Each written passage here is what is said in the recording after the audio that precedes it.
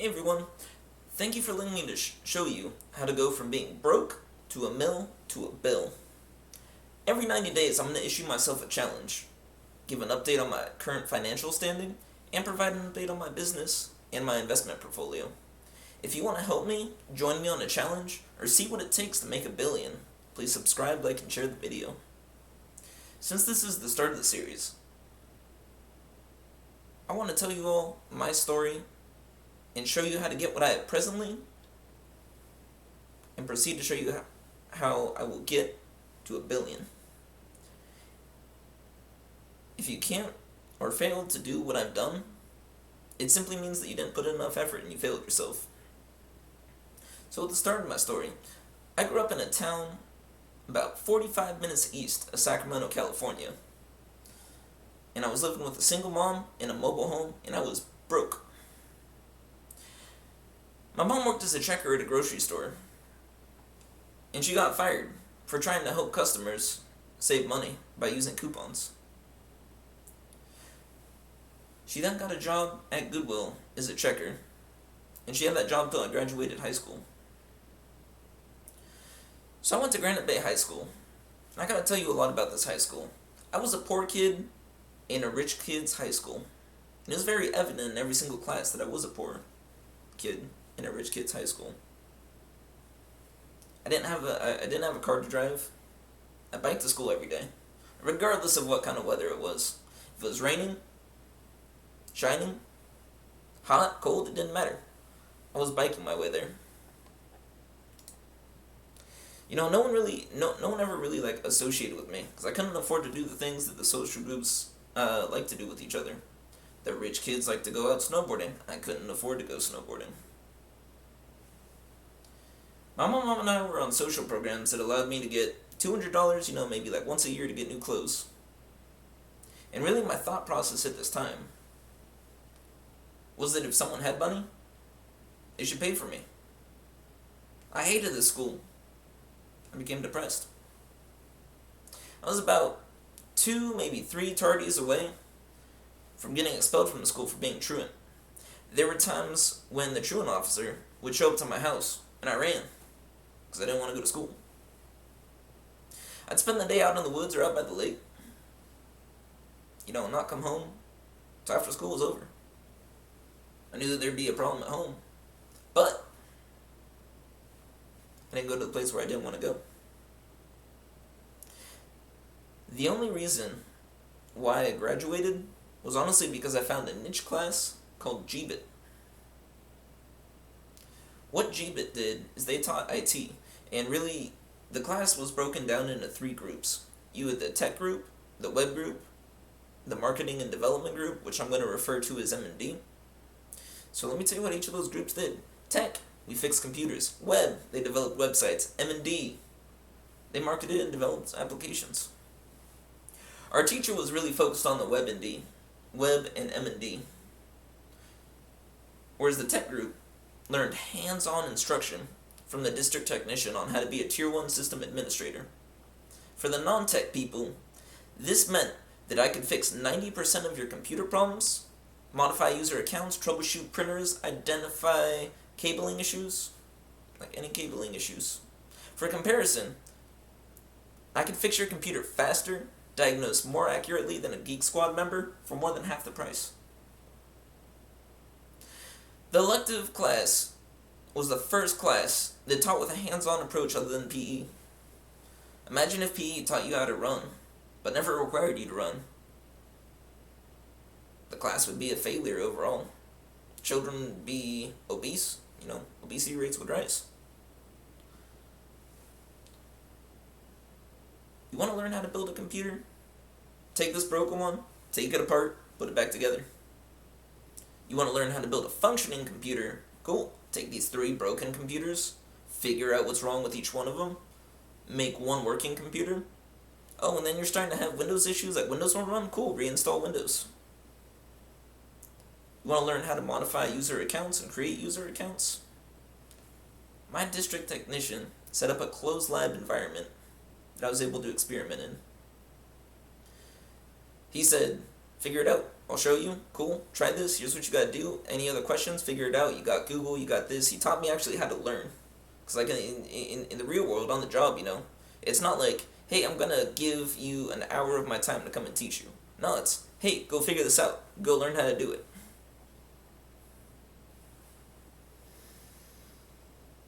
I stayed in GBIT all 4 years at that high school. Because it really is the place that I wanted to be the most. It's the place where the funnest activities occurred.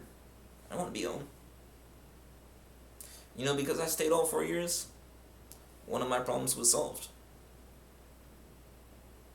The district hired me to do the same thing for free because I had become an experienced Tier 1 system admin. Solved so many issues. I had money. I could help my mom sometimes. I could do stuff that I couldn't do before. I bought and built my own computer. I think my first computer was around maybe like $700, and I made around like $10 an hour. I worked maybe 4 hours a day, like Monday through Friday. Like max. I'll let you do the math. The day I completed my PC was honestly like the proudest day of my life.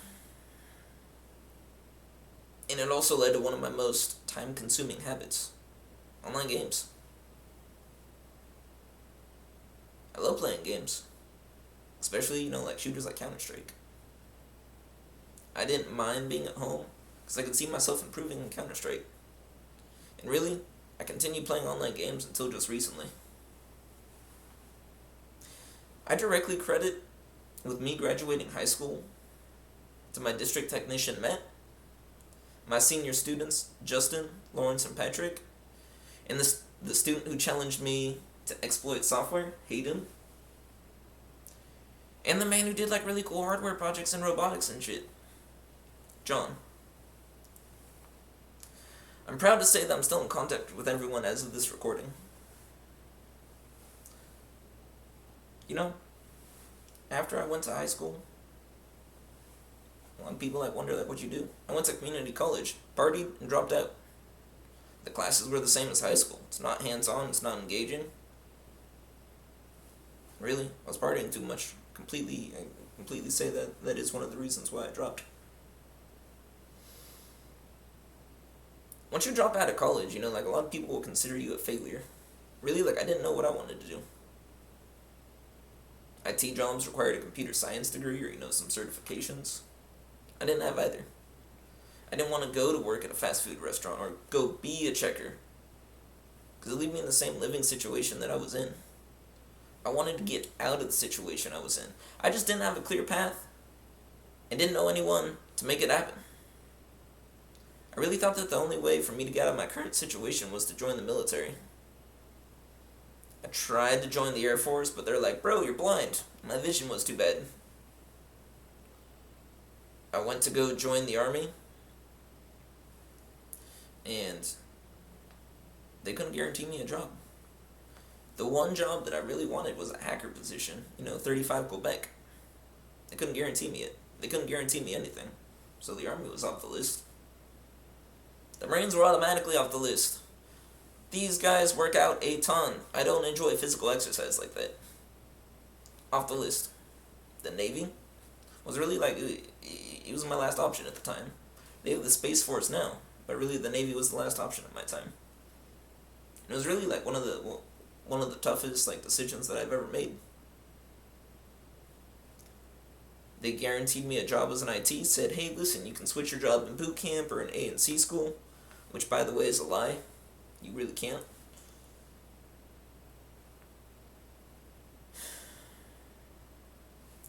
And my cousin also was in the Navy, and he was killed.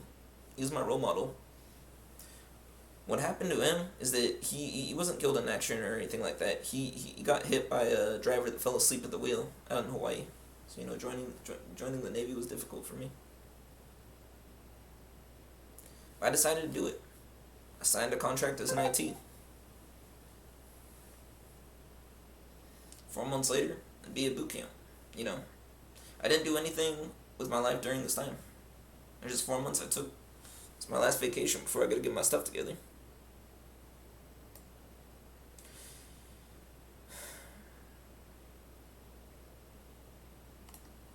And really, there's a couple of things about like the Navy that or just the military in general, that people don't really talk about. So before I start talking about my Navy, I want to give some general advice that I find to be true. Any branch of the military can pull you out of whatever situation you're in, put your life back on track.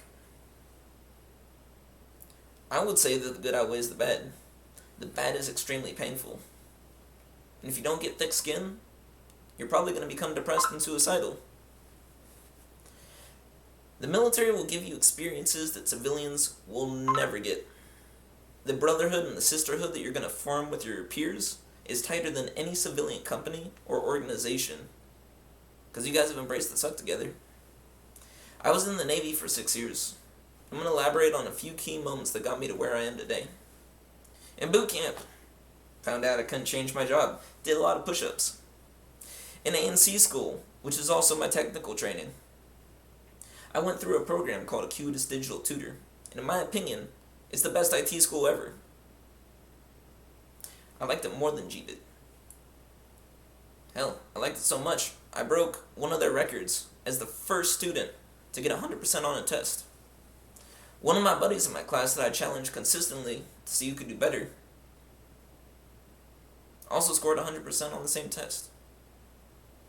We called him Ian, or his nickname was OG Stash. My first duty station was USAG Yongsan in South Korea, which was somewhere I never thought I would visit in my lifetime. I didn't travel out of California even really all that much. I went to Vegas once. That was the only time I left the state. That was when I was 16-ish. I was stationed out there for 3.5 years. During my first year, I was honeypotted.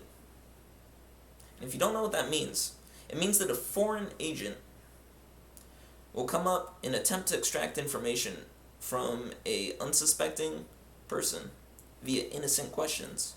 Hey, what are you doing here? Hey, what's your name? Hey, I haven't seen you on this island before. I'm in South Korea. Kind of stand out. That same day, I got pickpocketed on the way home, and I found that my wallet had been returned to me with my stuff rearranged, including my military ID. The honeypot was unsuccessful, but now some foreign agent knew my identity, and that made me extremely paranoid. To the point where I thought foreigners could be, all foreigners could be spies. If they wanted to do harm to me and my family. As you can imagine, it's impossible to go out and still to work with foreign partners, which I did, but I was skeptical. To paint the clearest picture for you of my mindset at that time, I'm going to describe it. I felt like I was being tracked 24/7, and if I did go out, I didn't want to talk to any foreigners.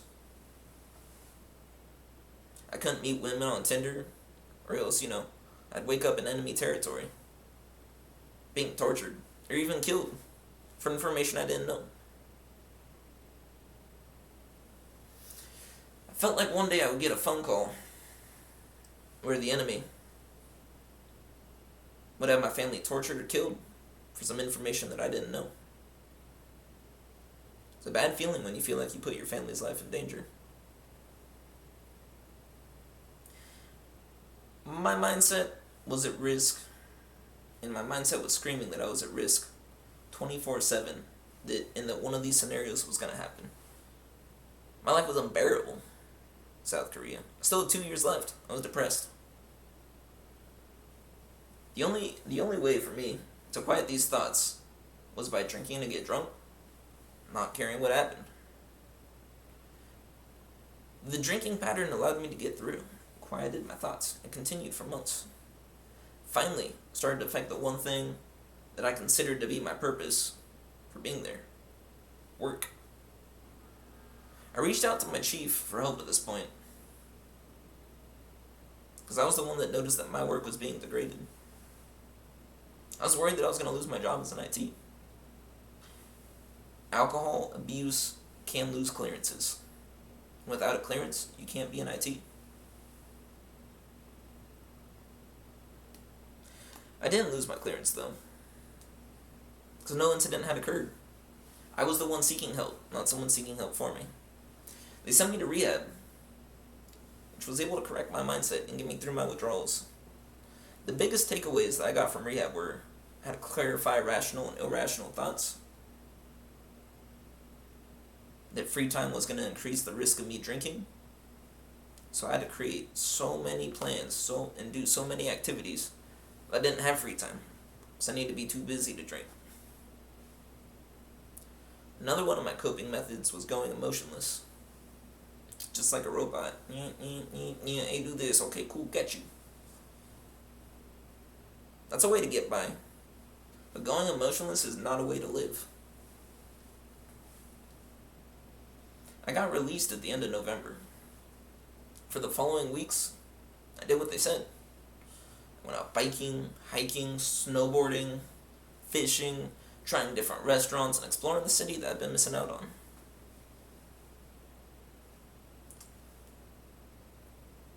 And then, Christmas of 2017 came. I'm a military member. I'm overseas. I don't have family. All my coworkers are setting up a party and, they're definitely going to be drinking. I just got out of rehab. I didn't want to be there.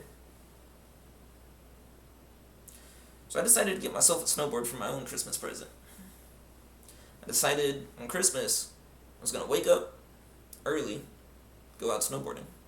I went out to a place called Elysian Ski Resort, which is about 2 hours by subway-ish from the base.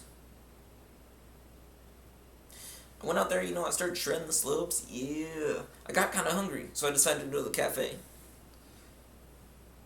And, this cafe was huge. I'm talking, it's like the size of a football field with, a ton of tables in the middle, and, restaurants on the outside. But it was so packed that I couldn't find a seat. Think of, a high school cafeteria when you walk in. You see all the tables everywhere, huge space, can't find a seat. They want to go and sit right next to someone, next to some family. Oh, hey guys, how's it going? I'm just over here eating my ramen. They want to do it. So I figured I'd find a seat once I got my food. So, food comes out, I get my food, and I see this beautiful girl sitting by herself. A little voice in my head's, hey, go talk with her. Ask her if you could sit down next to her. Okay, cool. I did it. I went up and I talked to her, but I gotta tell you about my experience with women in Korea so far. This is my personal experience, and I'm not saying it applies to all Koreans at all. My experience with women in Korea so far had been that they weren't ambitious, didn't have drive, or really boring, hey, what do you want to do? Hey, just stay at home. Okay, it's not for me. They spoke broken English, which I have a huge respect for. But I personally can't marry someone that speaks broken English.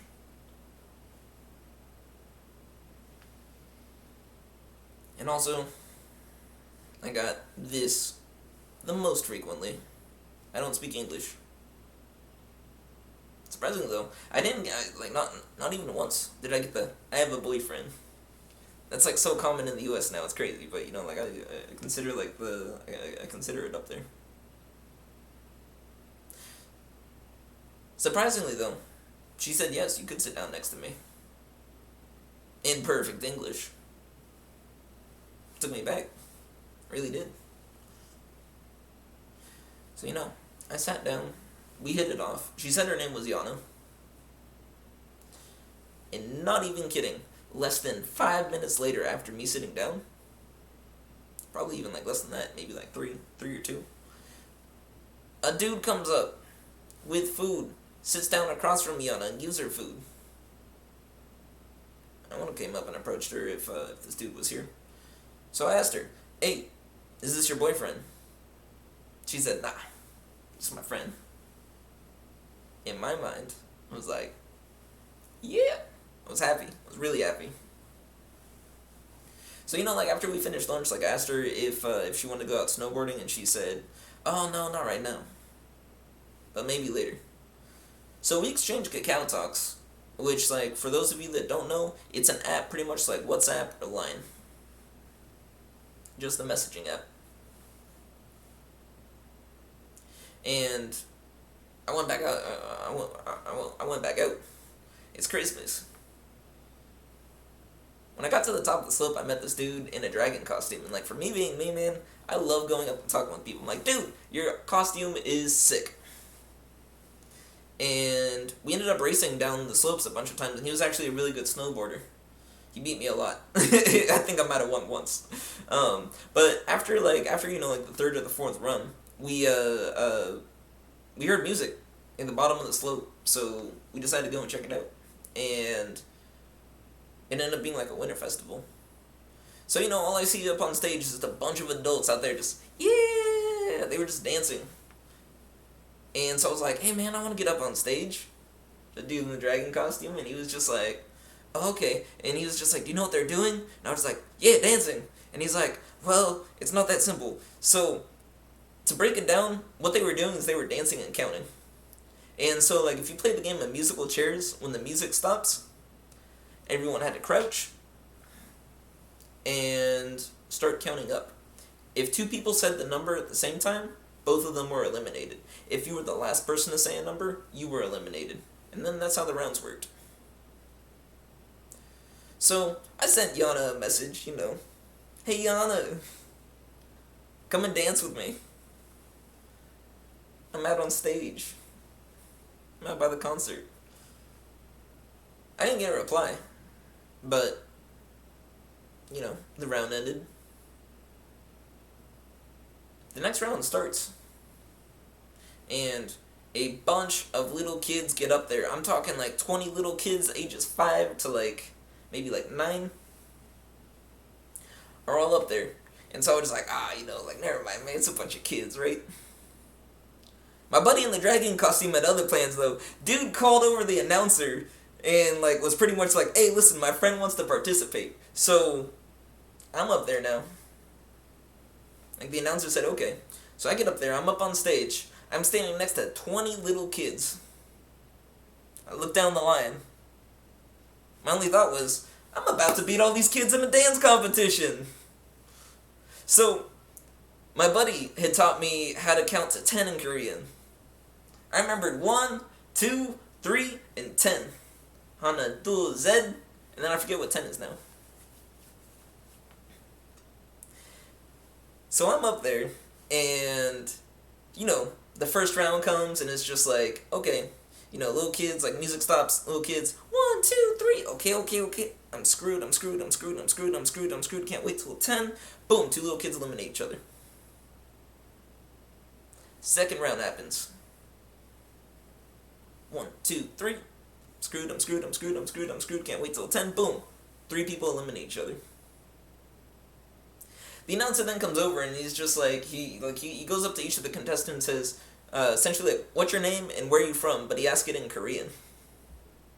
So all the kids go down the line, everyone's all really happy. And then he gets to me and he asks me that same question in Korean. I give this man the biggest deer in the headlights look I ever have. Just, I have no idea what this man is saying. So he turns to the crowd, says something which I later found out was just I don't speak that good of English. And so then he asked me, hey, what's your name? I told him, my name is James, which is my English name.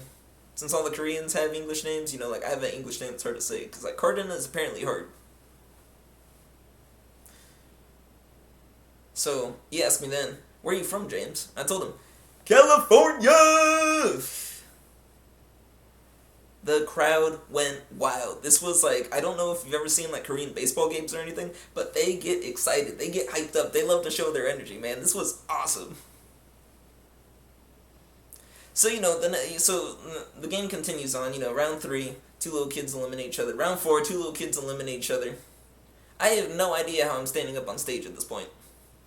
Pure luck. The announcer comes around and asks a couple more questions. I don't remember what they are anymore. But then the 5th round comes. There's maybe 10 little kids, 10 little kids up on stage and me. So we start counting. 1, 2, 3, oh, I'm screwed. Kids down. to me and the last little kid. We are on the number 10. I remember what 10 is out of the blue. I'm just like, yeah! I crouch. This little kid crouches. We both say 10 and we get eliminated. The announcer comes up to me.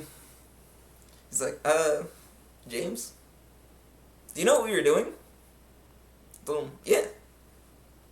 Dancing and counting. He's like, okay, get off the stage, James. You could go get a goodie bag though. So they had like they had little goodie bags, and so I went over, got a goodie bag, had a picture of myself, and they had like two Mrs. Claus out there that were handing out the goodie bags, so I got myself a picture posted up, like, yeah. And then after that, like I started walking back into the crowd where I was, and my buddy in the dragon costume, and also Yana come up to meet me. I was just like, dang man, I just did that. I was talking, just know that this is Yana's first impression of me. So it was kind of interesting. Yeah, so, like after that, Yana and I agreed to meet up tomorrow, because like she was actually staying in Seoul too, which was like 2 hours away. So the next day comes, and we meet up at this place called Latte Tower, which is it's either like the third or the fifth tallest building in the world. Just go, we just have a good time. We had a great date. I asked her about hey, what are you up to the following day? Cause I like this girl. She said, oh, I'm flying back to China. At this point, I didn't know that she was Chinese. She also didn't know I was in the Navy. So, some thoughts went through my head. She went back to China. We messaged for a bit, and then we stopped communication for a couple months. Because communication was just hey, I'll send you a message, and 3 weeks or a month later, we'll get a reply. And that's kind of how it went. For a long time. So in about maybe 6 months after I'd met her, this is around June 2018-ish. She says, hey, guess what? I'm coming back to Korea to meet you. Okay. Guess what? We met up, hit it off, started dating. Being in the Navy, having a clearance and actually dating a foreign national is something that will affect your clearance.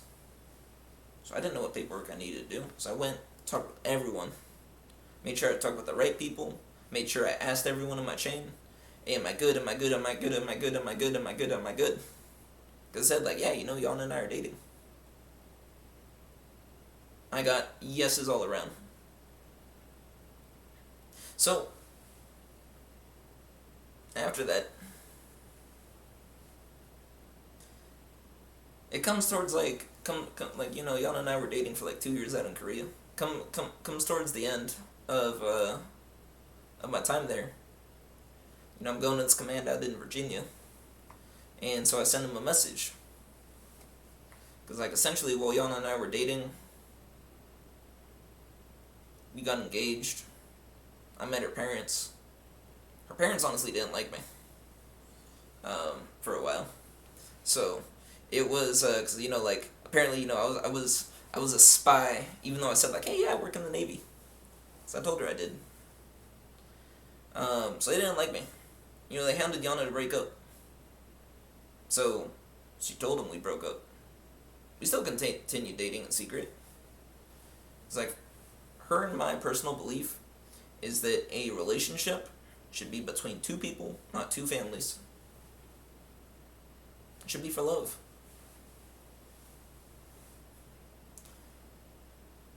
So towards the end of my time in Korea, I proposed to her. And I said hey, what do we gotta do to get married? And over in China, if you're not married, you don't have access to your documents, like your birth certificate, your social security card, all those equivalents. Everything that you need to get married. Or do anything. And it was unfortunate. We couldn't get those documents because our parents didn't support us. But in case that changed, and I was supposed to be at my Virginia command until the end of my contract, I asked them, Hey, what do I need to do in order to get married to a foreign national? To a Chinese foreign national?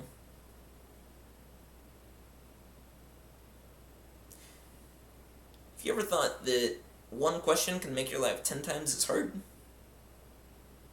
this is the question. That question right there. Red flags everywhere. You know? What the command will respond back with? Hey, we don't want him. There's obviously some back and forth in between there, but the end goal is that my next command didn't want me.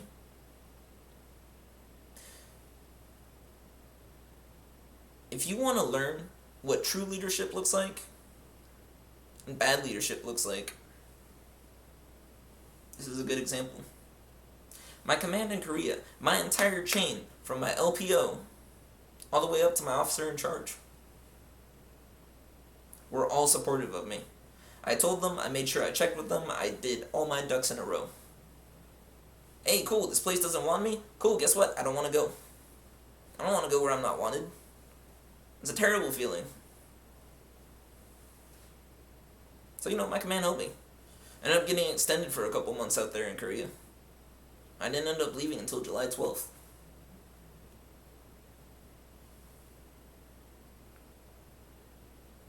My next command sent out a message to Big Navy.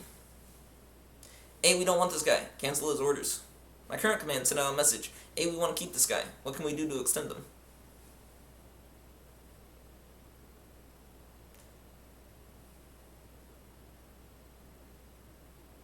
Big Navy came back and said no. You're going to your next command. My current command in Korea, they ended up asking an equivalent to a 2-star general for help with this. You couldn't get it resolved. Big Navy still said, no, you're going. Okay? I'm a sailor. The Navy is sending me to a place that has indicated that they didn't want me. And I have to go. There's no not going. So I was really happy because this allowed Yona to visit, another time, like during the extension. It was just like I was depressed. I'm going somewhere where I'm not wanted. So my next command, when I arrived there, I could tell that they don't want me. You ever had that feeling that someone doesn't want you there? That was the feeling I got from this command. The leadership was god-awful. The security officer there, god-awful. This command messed up my clearance and messed with me financially. I literally almost had my house foreclosed upon because of this command. They didn't help me with either problem. They wanted to brush me off and send me to the next guy as soon as possible. So, I'm go to the next place. So now I'm out on a ship, which is currently out at sea. I said, hey, you have a week to get here. Okay. So I messaged my chief, hey, I don't know what to do. This is messed up, and so I get a response. Hey, we can't use you until your clearance is fixed. Cool. I reach out to my last command. Hey, what do I need to do to fix my clearance? Oh, sorry, you're not a problem anymore. Ask your next guy. My next guy's out at sea. They're not communicating with me because, as you could guess, there is no internet out on the sea. It's difficult to communicate. I'm frustrated. I finally get one piece of help. Because I was stationed at a place called the Transient Personnel Unit, which is where if you're waiting for a ship to come back, a ship's leaving or something like that, you're going to be there.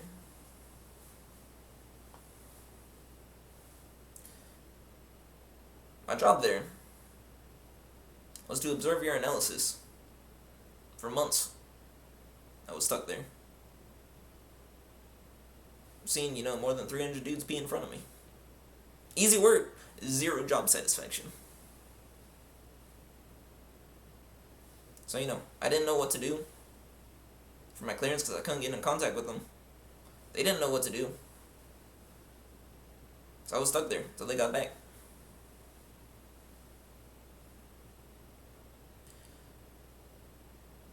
During this time, I like honestly like I had to do a lot of stuff with my clearance. I had to go through a polygraph, and honestly, I also pretty much like got treated as though I was guilty until proven innocent.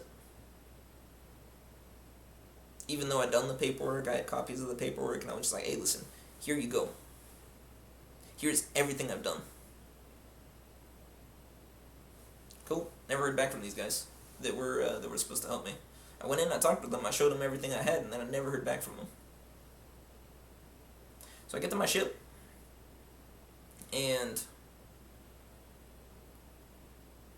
my ship really, my ship honestly was like better. Because, whereas my last command displayed bad leadership for the entire way, they made someone feel like they were depressed, not wanted. There's supposed to be this brotherhood that I had back in Korea. This command, I'm brand new. My mindset going in here is that they don't want me. The commanding officer there took a chance.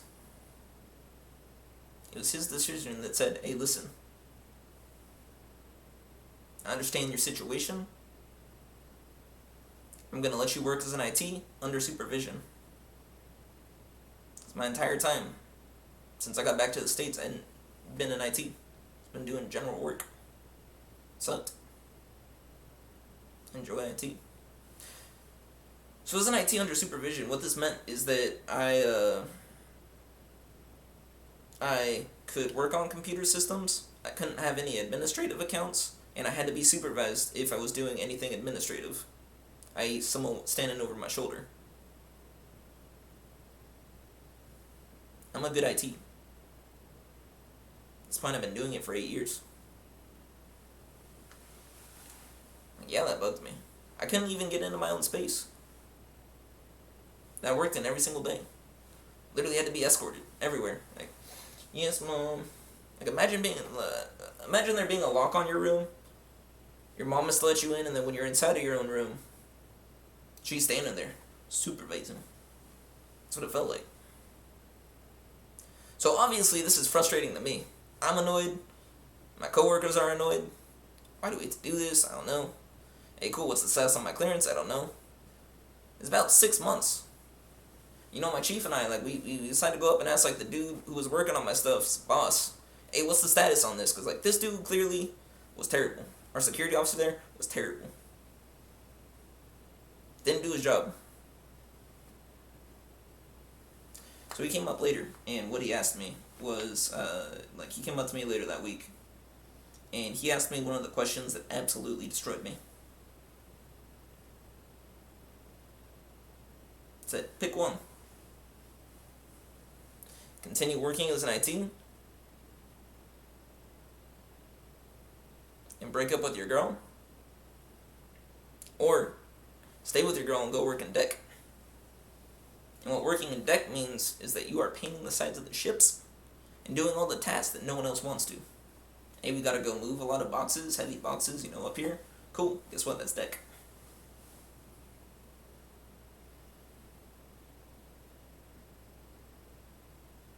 Have you ever had one of those, like, did that really just happen moments? Like a legitimate, like, you're taken back. What? Break up with your girl, remain in IT, or go work in deck, and stay with your girl. Oh, I did hear it right. I'll get back to you. I left. I went and I had a mental breakdown. No one should ever be forced to choose between two things that they love. If someone had asked me that same question today, I'd choose both, then I'd want to get away from that person.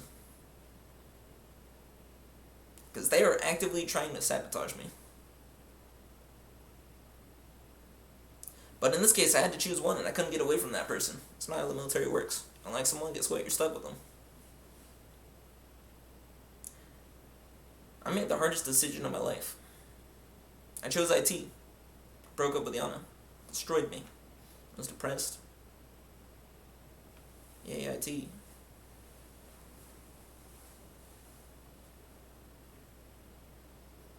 You know, I blocked her on everything. If you ever tried to convince yourself of something that you know was true wasn't true, that's what it was like. I loved Diana. I had to block her on everything and convince myself I didn't love her. Even though I still thought about her. I didn't talk with her. Blocked her on everything I could.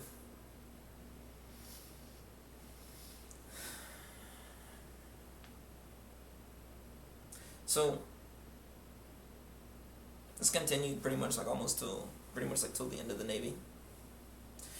Toward like my last 4 months of the Navy, I was really grateful. My command approved me for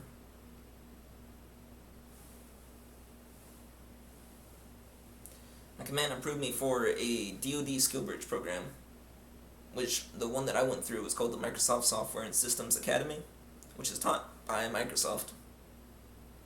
I learned, hey, this is the Azure cloud. Hey, these are what the new Windows Servers version do. Hey, this is how you develop your resume. Hey, this is how you get a job. Hey, this is how you interview. Best program for transitioning veterans. So, as I'm doing my checkout from the ship, we have a new security officer there. And, because I'm curious, still not talking with Yana. What is the current status of my clearance? And did the issue ever get resolved? I never got closure on it. None of us said, hey, you're good to go. He said, yeah. Your clearance issue was closed back while you were in TPU.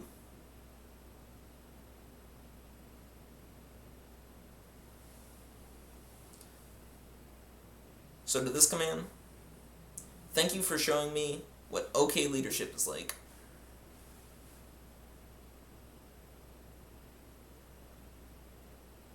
And also, what happens when you put a bad person in a position that they shouldn't be in. And to the security officer who decided to screw me over, give me a mental breakdown.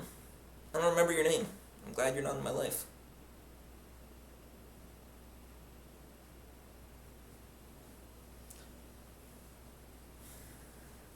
During the MSSA program,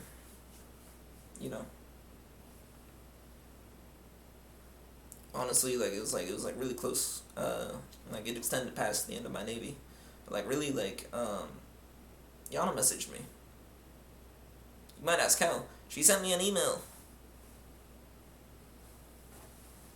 We didn't talk for months. So, I sent her a message back. Hey, my thoughts didn't disappear. Navy was in the way. Her parents were in the way. What's stopping us from getting married? We had a lot of barriers. We had COVID. We had visa restrictions. We're still waiting. We started talking. Hit it off again, picked up where we left off. So, 2-ish months from me getting out of the Navy, entirely while I was in the skill bridge program, I'm already not doing any Navy things, not touching anything that requires a clearance.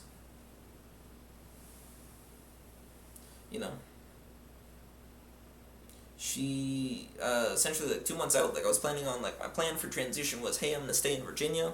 Hey, I'm going to, pretty much, get a job out here, start submitting applications, which is hey, man, I'll apply to every IT position out here. So I enjoyed IT. And then,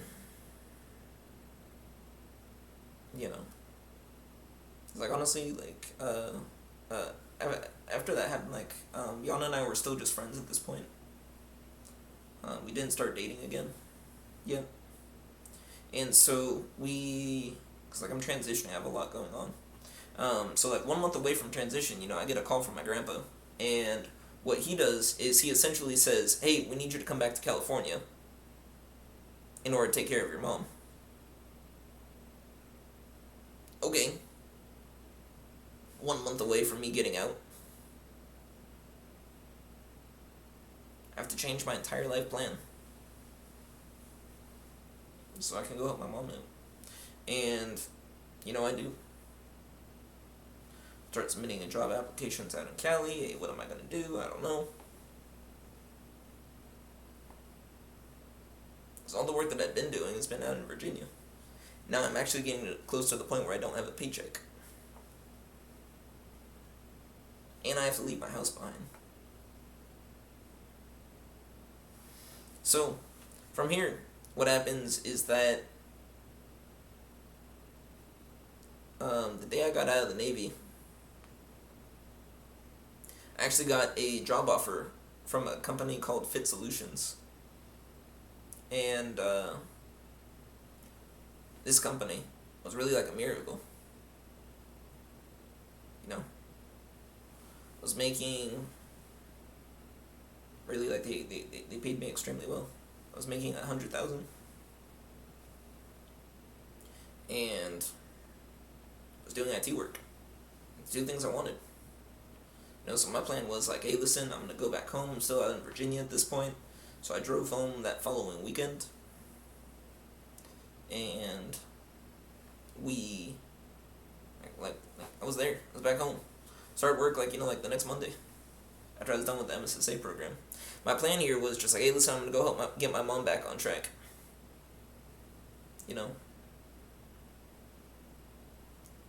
But like, I went from having a nice house, to living in a mobile home with no air conditioning or fast internet. It's a downgrade of my life. I didn't enjoy it. But I knew sometimes you gotta do stuff that you don't enjoy. So I was like, hey mom, let me do this. Let me buy a central air conditioning system. Which is like $5,000, but I had the Navy. I had the money. So I just got out of the Navy. I had some savings. She says no. That was the day I decided to move out. It's like, honestly, I don't like warm environments. Living in a metal box when it's 100 degrees outside is terrible. Especially with no air conditioning. So, I moved out. Still working. Still trying to help my mom. But it's been about, really 5 or 6 months now. Since I got back home, and my mom really hasn't made any progress. I've tried to help, but if you ever let a horse to water and it refuses to drink, what are you gonna do? If you can't encourage it to take a step forward, what are you gonna do? There's nothing you can do.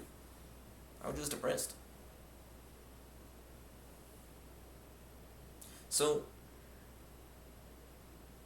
my depression really mounted to the point where it was just I get really it seemed like my family was saying hey, you failed to help your mom. It wasn't encouraging. I didn't fail anything. It's she wouldn't do it. I just became more and more depressed, and it got bad enough to the point where I was about 5 minutes from killing myself. Literally jumping off of a building. Had a plan. And everything. I didn't want to die. I was crying. I had a mental breakdown. It's during working hours. It's terrible. I had to call the suicide hotline. Just, hey, listen. I can't. Crying. Couldn't even talk. Which is I had to breathe. I had a mental breakdown in front of some random stranger I don't even know. He just sat there, he listened to me, gave me some of the best advice I've ever heard.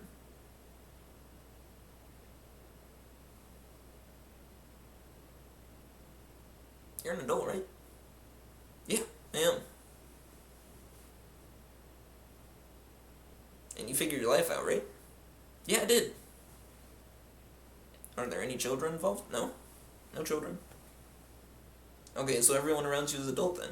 Yeah, everyone around me is an adult. Okay. By that logic, since you're an adult as well, adults can figure it the fuck out themselves. Which is true. I didn't think about that. You know, your problems really aren't my problems. I can attempt to help you with your problems, but one of the things he said stuck to me. Without helping yourself first, you're not going to be able to help anyone else. Because I do like to help people, and I want to. Gotta take care of myself first, so that way I can help other people.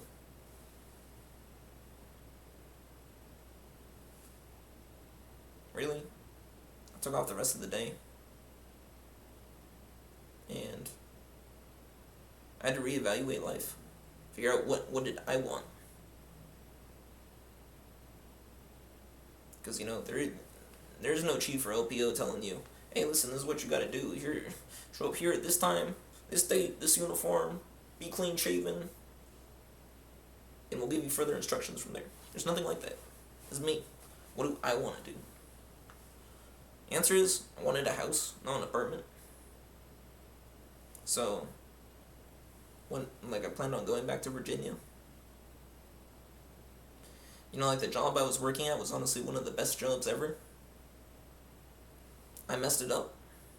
I couldn't work there anymore. So, I quit. Went back to Virginia. And, really, house, I've already achieved it. I want Yana, I want my house, I want my best friends that are out in Virginia. I want fast internet, I want my computer, what do you want? What do you actually want? List it down. So I quit the job at Fit Solutions, and honestly, I'm pretty sure I cost their company some money by quitting. So I didn't work there for a full year. Went back out to Virginia because, I can't worry about anyone else right now. I need to focus on me. Really, if I committed suicide, I wouldn't even be here.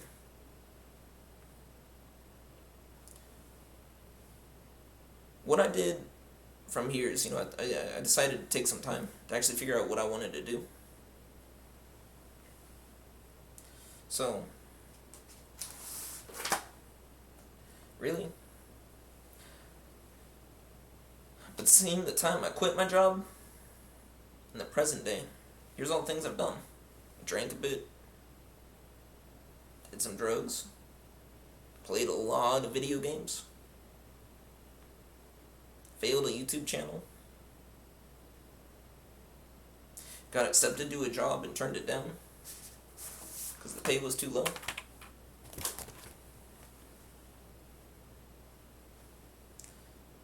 Went to a Grant Cardin real estate summit.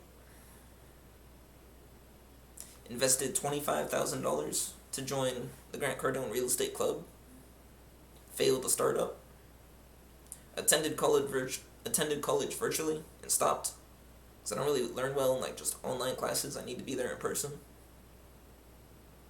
Attended GrowthCon of 2022. And signed up for a program called Stages. At the present moment,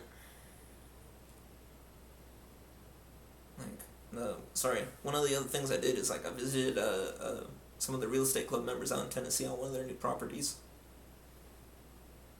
that they just purchased. Made some great connections. So presently, what I'm working on doing is starting a business again. That's what this series is all about. I'm going to show you all how I go from being broke to a millionaire to a billionaire. So here's the short, because I know this is a really long video. I love technology. Yana is my number one priority. Getting married to her. I want to be in person together. In high school, people were self-centered, not selfish. My mindset was wrong and I had to retrain myself.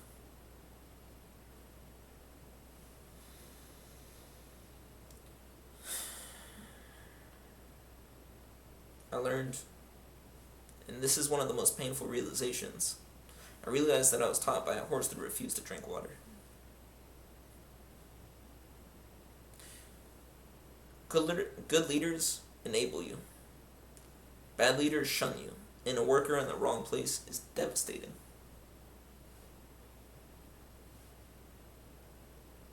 Kids don't owe family anything. We did not ask to be brought into this world. The first 18 years are entirely your responsibility. And we owe you nothing for it. Because family can end up being a saboteur, which isn't a good thing. And I've already achieved the dream that a lot of people have. I made $100,000. I own a house. I own a car. I have a hot wife. I'm living the dream. I've achieved a lot of people's dream, but it's not enough for me. The other thing that I learned, this is the truth about myself, is I need to remain sober. Like a lot of people could do like a little bit of alcohol here, a little bit of drugs there, and it's just like, for me, I can't. Can't play video games either. Spend too much time on it. It's very easy to play a game of League, Counter-Strike, go 30, 40 minutes. Hey, guess what? You never played just one. 30, 40 minutes. Can't do that either. It's a time waster.